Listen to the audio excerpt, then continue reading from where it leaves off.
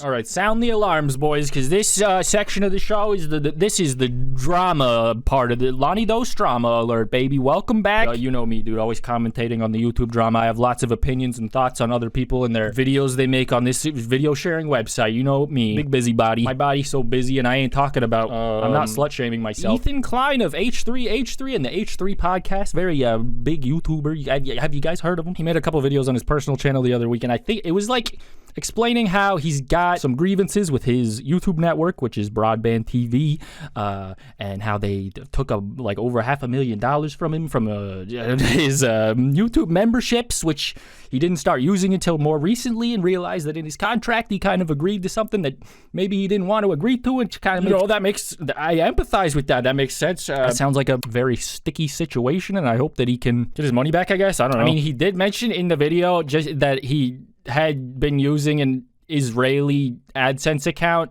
like just out of laziness and some stuff like that maybe would make me think that maybe this won't work out in his favor. But he also said that he signed it to this YouTube network in like 2017, which is like, I could be wrong, but I mean, I'm pretty sure like 2017 people were already talking about like how shady YouTube networks were. And for context, I'm saying this as someone who has never been with a YouTube network, and the reason for that is just because they've always had this sort of bad reputation. I've never necessarily heard someone say, I love my network, they are so good. Not even like you just don't hear that. Like anyone who has a positive experience, I haven't, it's just like nothing to say, nothing to report, nothing bad has happened, which is like, that's good. But also a YouTube network is basically like a record label, but for YouTuber. It's like a middleman that gets your money before you do in exchange for something. The reason why I never signed to one back in the day was because I was already doing pretty well on my own, and I didn't know what they could offer me. So I would just sort of, like, I was interested because I wanted to. People looked at me or talked to me like I was insane. Like when I would say that I had never signed to one because there was premium ad revenue and all this and that. It was mostly the premium ad revenue, but I was already content with my ad revenue at the time, and nobody said any good stuff about it. They just said you had to do it.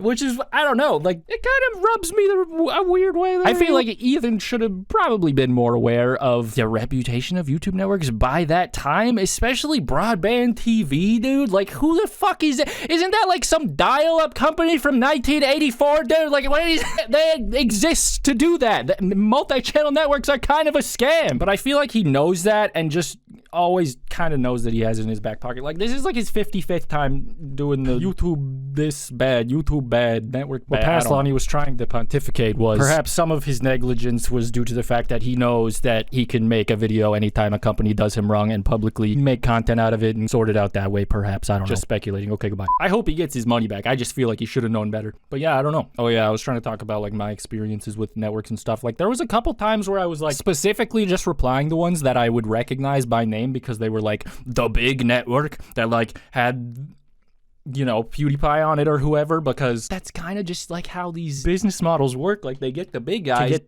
the mid guys to join, and then that gets the little guys to join, and it just kind of, then they run off with the bag at some point, and then whose bag you think it was? Sorry, that seems insensitive. But yeah, this doesn't just happen with YouTube either. Like there's a bunch of different, like if you make music and stuff, like there's a bunch of like agencies and stuff who are gonna say like they can help you with Spotify or whatever, and they just need you to send them $25 and they'll put you on this playlist and blah, blah, blah, blah. Just know that, like, just be skeptical. Maybe they'll help you now or offer you something now, or maybe they want to own something of you or something. I don't know. It never made sense for me personally. It is kind of weird to think about that maybe, like, if I had signed to a YouTube network, I might be broke right now, you know? Like, if I don't know. It's something to think about. That could have been a massively different financial decision than I would have intended for it to be at the time if my goal was, like, to get invited to parties at VidCon or something, you know? I don't know. I have very limited advice because I'm basically only telling you stuff about speculating. I'm just watching what other people do and asking around. But yeah, if you're an artist out there and you're small and someone is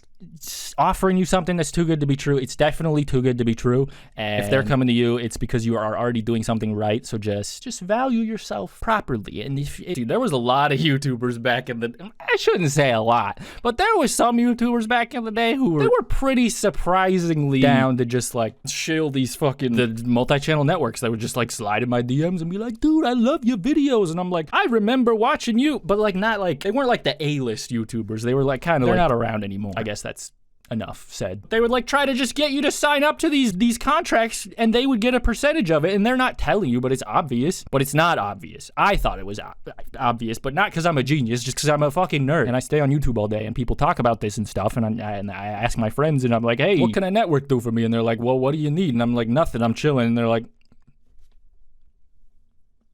but then they tell me that, but then they sign to a network too. So I'm like, what did they offer you? I don't get it. Thank you guys for listening to me ramble about God knows what.